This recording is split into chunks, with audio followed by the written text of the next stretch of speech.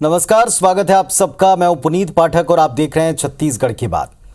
राज्यसभा की 2 सीटों पर चुनाव के सियासी जंग में हरियाणा से लेकर दिल्ली और मध्य प्रदेश से लेकर छत्तीसगढ़ तक सियासी तापमान बढ़ा हुआ है। क्रॉस वोटिंग के खतरे से निपटने कांग्रेसी विधायक रायपुर में एक सेफ हाउस में डेरा डाले। इनके कोऑर्डिनेशन की जिम्मेदारी मध्य प्रदेश के पूर्व सीएम कमलनाथ की है। हरियाणा कांग्रेस के साथ साथ दिल्ली में आला कमान तक इसे मॉनिटर कर रहे हैं। इस मुद्दे पर भाजपा कांग्रेस एक दूसरे पर हमलावर है। इतनी लंबी कवायद के बीच में छत्तीसगढ़ विधानसभा में नेता प्रतिपक्ष का यह दावा है कि चाहे आप जितनी भी कोशिश कर लें, कांग्रेस क्रॉस वोटिंग जैसी आशंका इसमें होकर रहेगी, क्योंकि इसके पीछे उनके अपने तर्क हैं। वो ऐसा क्यों कह रहे हैं, क्या उनके तर्क हैं, वो आप एक रिपोर्ट में देखिएगा। फिर इस पर बहस भी करेंगे और इस पर चर्चा करने के लिए इस वक्त हमारे साथ भारतीय जनता पार्टी के एक बहुत ही जिम्मेदार नेता नवीन मार्कंडेय साहब हैं। उनसे भी हम उनका पक्ष जानेंगे और साथ में कांग्रेस पार्टी से भी हमारे साथ एक नेता जुड़ेंगे। पर क्यों नेता प्रतिपक्ष ने ऐसा कहा है, जो इतनी लंबी कवायद के बाद ऐसा कह रहे हैं, उस पर हम बातचीत करेंगे, बहस करेंगे रिपोर्ट के बाद।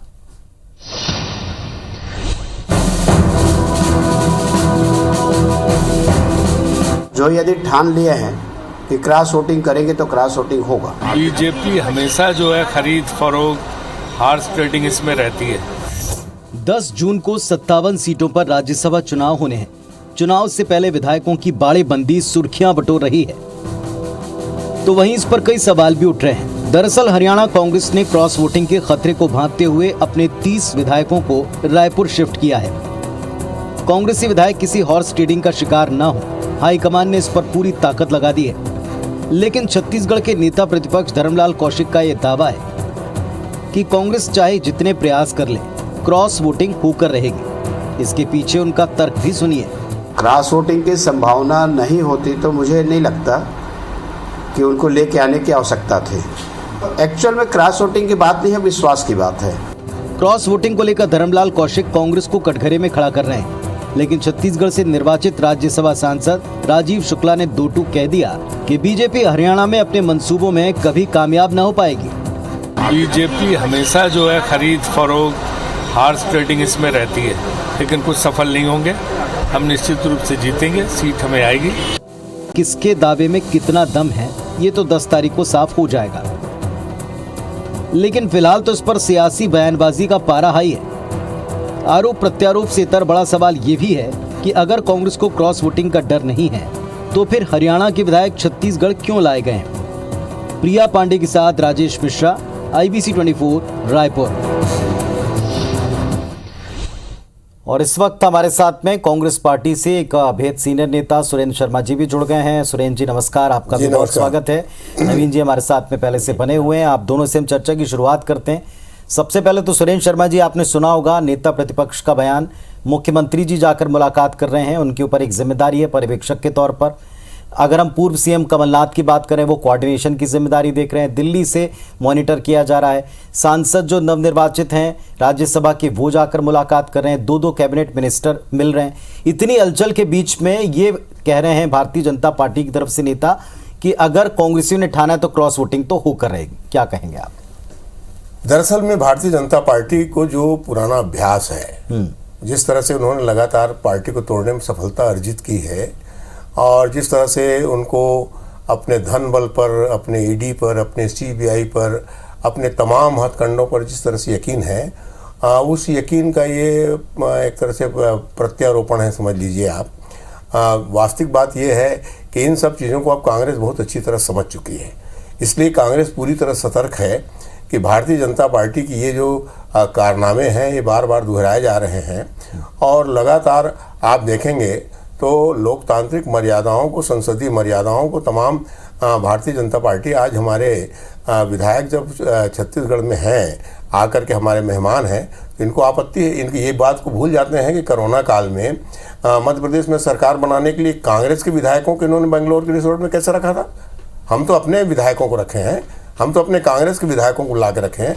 तो भारतीय जनता पार्टी के लिए ऐसा है, सत्ता हासिल करने के लिए या सीट हासिल करने के लिए भारतीय जनता पार्टी किसी भी हालत में किसी भी स्तर तक जा सकती है, इस बात को कांग्रेस पार्टी बहुत अच्छी तरह समझती है। इसलिए हमको सतर्कता बरतना हमारी जिम्मेदारी भी है, हमारी ज़रूरत भी है, और उसको पूरी निष्ठा के साथ हमारे माननीय मुख्यमंत्री जी को कांग्रेस पार्टी ने पर्यवेक्षक बनाया है।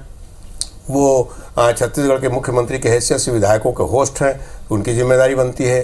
राजीव शुक्ला जी को भी पर्यवेक्षक बनाया गया है, विधायकों से बातचीत करना उनकी जिम्मेदारी बनती है। और बिल्कुल इसमें हम इस बात से इनकार नहीं कर रहे हैं कि हम पूरी तरह सतर्क हैं, पूरी तरह सजग हैं और अपने तरफ से हर संभव कोशिश कर रहे हैं कि भारतीय जनता पार्टी के कुचक्करों से हम किस तरह से निपटें। नहीं, लेकिन उनके कहने का संकेत इस तरह से दे रहे हैं कि आप चाहे जितनी, यानी कांग्रेस पार्टी चाहे जितनी भी कवायद कर ले, अगर कांग्रेस पार्टी के विधायकों ने यह ठाना होगा तो क्रॉस वोटिंग करेंगे। क्या कोई कम्युनिकेशन का गैप उनको नजर आता है जो आपको नजर नहीं आ रहा?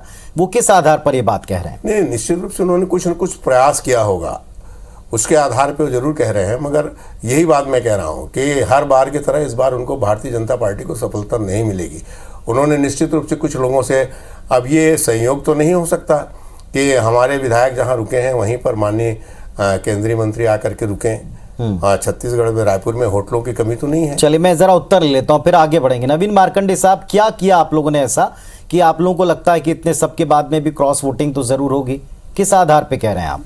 देखिए पुनीत जी, हमने क्रॉस वोटिंग की बातें जैसे हमारे माननीय नेता प्रतिपक्ष जी ने कहे हैं, तो उसमें आपने उसके शब्दों को देखिएगा, उसमें संभावना व्यक्त किए हैं। अब संभावना क्या है कि हो सकता है, अगर ठान लिए होंगे तो होगा, ये बातें कहे हैं। मतलब दूसरी तरफ आप कहते हैं कि ये आशंका क्यों व्यक्त किया गया, तो आशंका तो कांग्रेस ने ही व्यक्त किया है। देखिए, मैं इसमें स्पष्ट करूंगा कि कांग्रेस को लोकतंत्र पर विश्वास नहीं है, लोकतंत्र के साथ साथ अपने विधायकों पर भी उनको विश्वास नहीं है, तभी तो अपने विधायकों को उठाकर कहीं दूसरे स्थान पर ले जाकर रख रहे हैं। अगर उनको विश्वास रहता कि ये कंफर्म हमको वोट करेंगे तो वो कहीं ले जाने की बात ही नहीं करते। और दूसरी तरफ ये है कि मैंने लोकतंत्र पर विश्वास नहीं है करके कहा, इसलिए क्योंकि आपने कई बार ऐसे देखे होंगे कि जब कांग्रेस किसी सरकार जीतती है, जैसे छत्तीसगढ़ में रहा या आपका राजस्थान में रहा, तो इनको जो है ईवीएम मशीन सही लगता है, लेकिन जहां पर हार जाते हैं वहां पर इनको लगता है कि भाई ये गलत हुआ है। तो मेरे कहने का मतलब ये है कि ये कांग्रेस को लोकतंत्र पर विश्वास नहीं है, अपने विधायकों पर विश्वास नहीं है।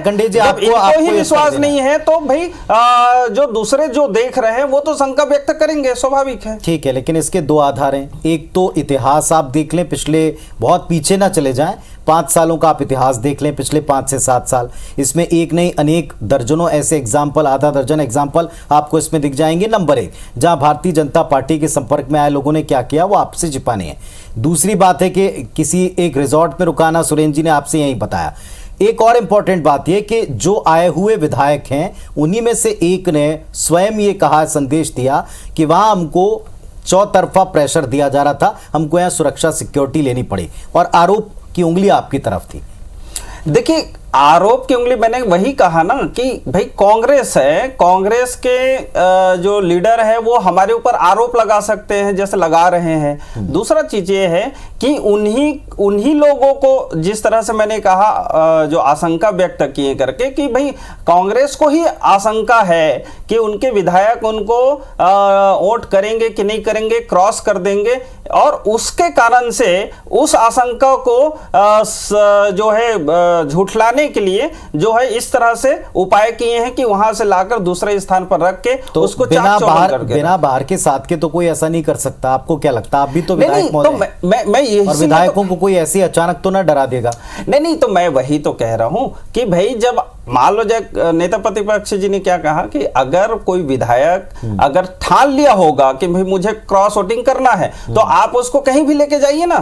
सुरेंद्र जी उत्तर दें, आपके अपने विधायकों पर एक तो आपको भरोसा नहीं है, और दूसरा ये कि अगर टूटेंगे भी तो आपके विधायक हैं, आपको उनसे बात करनी चाहिए।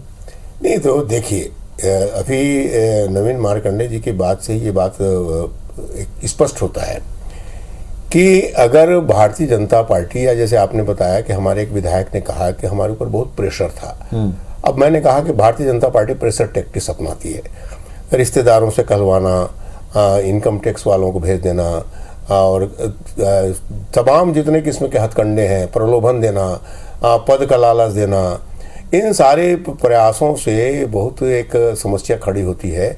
और आपने देखा होगा मणिपुर में हमारी बहुमत होते हुए भी हमारी सरकार नहीं बनी, गोवा में भी यही स्थिति निर्मित हुई।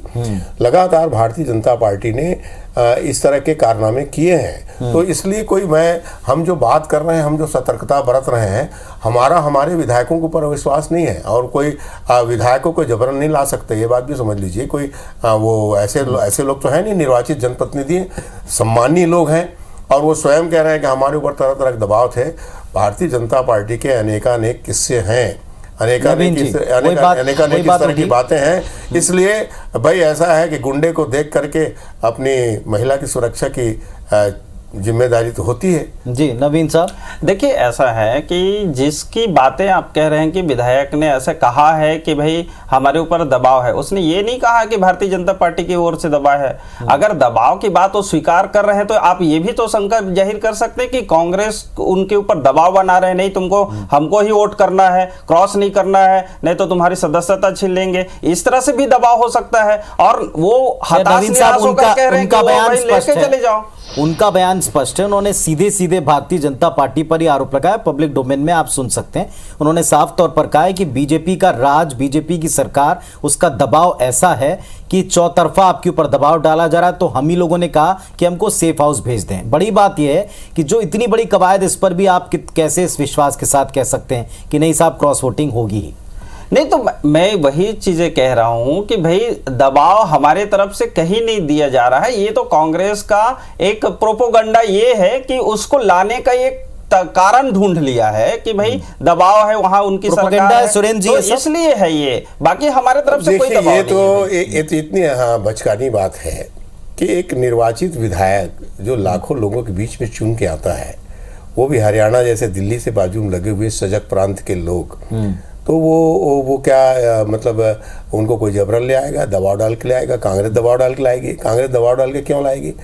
दरअसल में हमने पूरी इतिहास बताता है ना। अब 7 साल 8 साल का इतिहास बिल्कुल इस बात ही का है। आज आप देखेंगे तो भारतीय जनता पार्टी में 3-4 तो मुख्यमंत्री कांग्रेसी हैं और तमाम जो सांसद हैं उनकी अगर संख्या गिना जाए तो मेरे को किसी ने बताया कि लगभग 100 के लोग ऐसे हैं जो कांग्रेस से गए हुए लोग वहाँ सांसद हैं। तो तमाम जैसे किसी के ऊपर भी आरोप लगा, भारतीय जनता पार्टी है आरोप लगाती है, नहीं, पर वो मूल बात ही कह रहे हैं, जो जाने वाले होते हैं वो जैसा भी है वो जाते तो खुद ही हैं। नहीं, तो फिर आप उनसे बात करें। उसके लिए परिस्थितियां निर्मित की जाती है पाठक जी। परिस्थितियां निर्मित करने के बाद एक स्थिति में कई बार ऐसी स्थिति आती है कि हर आदमी पूरी परिस्थिति का सामना नहीं कर पाता। कभी कभी उन परिस्थितियों के सामने उसकी झुकने की स्थिति आ जाती है। ऐसी परिस्थितियों से बचने के लिए विधायक भी चाहते थे कि हम यहाँ से बाहर जाएं, हमारी पार्टी भी चाहती थी कि इनको बाहर रखना ठीक होगा, और छत्तीसगढ़ के हमारे नेता माननीय भूपेश बघेल के प्रति सबसे ज्यादा विश्वास आज केंद्रीय नेतृत्व को है व्यक्त करता है। चलिए ठीक है, उसके वजह से छत्तीसगढ़ को हमको उनके मेहमान नवाजी करने का अवसर मिला है और हमको उम्मीद है कि इसके परिणाम अच्छे निकलेंगे। चलिए अब बात आती है कि विश्वास व्यक्त किया है, विश्वास व्यक्त करने के साथ एक जिम्मेदारी मिली है, तो जिम्मेदारी के साथ एक बात भी हुई होगी। ये कॉन्फिडेंस जो दूसरी तरफ दिखाई पड़ता है, क्या इस खेमे में भी है? क्या दावा जो दूसरी तरफ दिखाई पड़ता है, क्या इस पक्ष में भी दावा है और दावे का ठोस आधार है? चलिए, तो हरियाणा में जो चुनाव होने हैं राज्यसभा की 2 सीटों पर, इसमें जिस तरह के राजनीतिक गणित हैं सारे देश का ध्यान खींच रखा है। वजह यह कि मध्य प्रदेश भी इन्वॉल्व है इसमें, नेताओं के तौर पर कह रहे हैं, छत्तीसगढ़ में उनको रखा गया है, हरियाणा जहां का मैटर है, और दिल्ली से आलाकमान इस पर पूरी तरह से नजर रखे हुए। इन सब के बावजूद छत्तीसगढ़ में नेता प्रतिपक्ष कहते हैं कि अगर ठान रखा होगा तो जरूर होगा। सुरेंद्र शर्मा जी, आप लोगों की भी बात हुई होगी, विधायकों से हो ही रही है, आज भी कई मुलाकातें हुई हैं। जाहिर तौर पर इतनी किलेबंदी के बाद में आपको लगता है कि इसके बावजूद कोई क्रॉस वोटिंग हो सकती है? देखिए, राजनीति में कुछ कहना संभव नहीं होता, मगर हमको जो परिस्थितियां लग रही हैं उसके हिसाब से हम ये कह सकते हैं कि कांग्रेस ने समय रहते पूरी सतर्कता बरती है। भारतीय जनता पार्टी ने तो तोड़ फोड़ करने में कोई कसर छोड़ी नहीं है और निश्चित रूप से उनके पर जिसे आप संविधान का खतरा बताते हैं वो इसे आपकी पार्टी के भीतर विश्वास का खतरा बताते हैं। नहीं, दरअसल में ऐसा है कि हमने कहा ना कि किसी भी एक तनाव का एक बिंदु होता है, किसी भी चीज़ की एक बिंदु होती है, किसी भी सहनशीलता की एक बिंदु होती है, प्रलोभन का एक बिंदु होता है। तो तमाम ऐसी घटनाएं घटी हैं इस बीच में। तो इस बीच में बहुत सारे तमाम जो लोग गए हैं, कोई भारतीय जनता पार्टी के आइडियोलॉजी प्रभावित होकर थोड़ी गए। राजनीति का क्षेत्र है, पद का प्रलोभन, धन का प्रलोभन, नाना प्रकार की चीजों की वजह से जाते हैं। ठीक है नवीन जी। तो इसलिए कांग्रेस पार्टी को सतर्क रहना उसकी जिम्मेदारी है, और मुझको खुशी इस बात की है कि हमारी पार्टी इस जिम्मेदारी को समझते हुए उसको पूरा कर रही है। 40 विधायक आपके वहां पर है नवीन जी, 31 की जरूरत है, 9 आपके समर्थन दे देंगे दूसरे निर्दलीय कैंडिडेट को। भारतीय जनता पार्टी इस पूरे प्रकरण में भी ऐसी बताई जा रही कांग्रेस के द्वारा कितनी डेस्परेट है कि कांग्रेस जो है वहां से लूज कर जाए, ऐसा क्यों? परंपराएं पुरानी रही हैं इस बात को लेकर, अगर संख्या है तो पूरी तरीके से निर्वाचन ट्रांसपेरेंट भी होते हैं और पहले से दिखता है।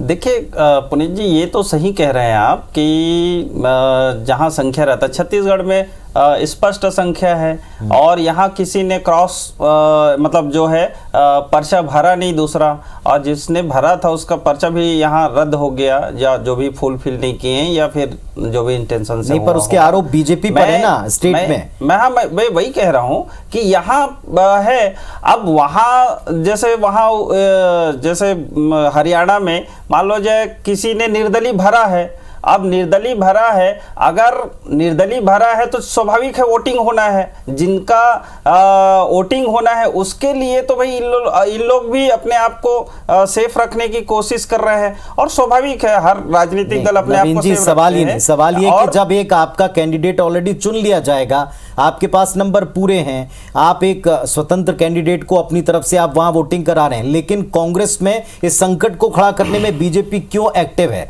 बीजेपी क्यों एक्टिव दिखाई दी जा रही है? आरोप क्यों लग रहे हैं बीजेपी पर? देखिए पुनीत जी, राजनीति में जहां संभावनाएं होती है वहां हम चुनाव लड़ते हैं, हमको संभावना वहां है तो हम चुनाव लड़ रहे हैं, और यहाँ जो है हमारी संभावनाएं नहीं थी भाई, कि स्पष्ट था कि भाई बनेगा, तो इसलिए वो मतलब जो है यहाँ कोई चुनाव नहीं लड़े। सुरेंद्र जी, अब दावा क्या है? अब दावा क्या कहता है? नहीं, दावा ये है कि अब बहुत दिन हो गए कुचक रचते हुए, संभावनाओं को तलाशते हुए, अब भारतीय जनता पार्टी की संभावनाओं के दिन समाप्त हो गए। हिंदुस्तान की जनता जो है बहुत चाट मसाला खा चुकी है, अब उसको दाल भात की ओर वापस तो अभी जो नेता प्रतिपक्ष जी ने कहा है वो प्रेशर पॉलिटिक्स का हिस्सा है, या उनको पहले से पता है, या नहीं? ये तो सुर्खियों में बने रहने का तरीका है नवीन जी, सुर्खियों बने रहने का तरीका है या कोई ठोस बात भी है? वो तो हमको सुर्खियों में बने रहने की जरूरत नहीं है, वो तो कांग्रेस और कांग्रेस के लीडरों को जरूरत है, इसीलिए उनके जो विधायक वो यहाँ आकर कह रहे हैं कि भाई हमारे हमको सुर्खियों में बने रहने की जरूरत नहीं है। हमारे पास आए हैं तो चुप रहना चाहिए। 71 विधायक हैं, हमारा मुख्यमंत्री है, हम इतनी मजबूत स्थिति में हैं, लगातार हम चुनाव जीत रहे हैं, जनता का हमको समर्थन मिल रहा है, हमारी योजनाओं को लोग सराह रहे हैं। सुर्खियां हमको आप मिल रही मीडिया की। भारतीय जनता पार्टी के चलिए जिम्मेदारियां मिली हैं और वो जिम्मेदारियां पूरी हों, सुर्खियों से कहीं ज्यादा जरूरी ये है कि जिम्मेदारियां पूरी हों। लेकिन अब किसका दावा सच है, बहुत ज्यादा इसमें वक्त नहीं बचा है, लेकिन इस वक्त में जो हलचलें हैं और जितनी तेज हलचलें हैं, इसके बाद में इस तरह के दावे, इस पर सवाल जरूर उठे, जिनके जवाब आपने दोनों पक्षों सुने। बहुत धन्यवाद आप दोनों का अपनी बात रखने के लिए। नमस्कार।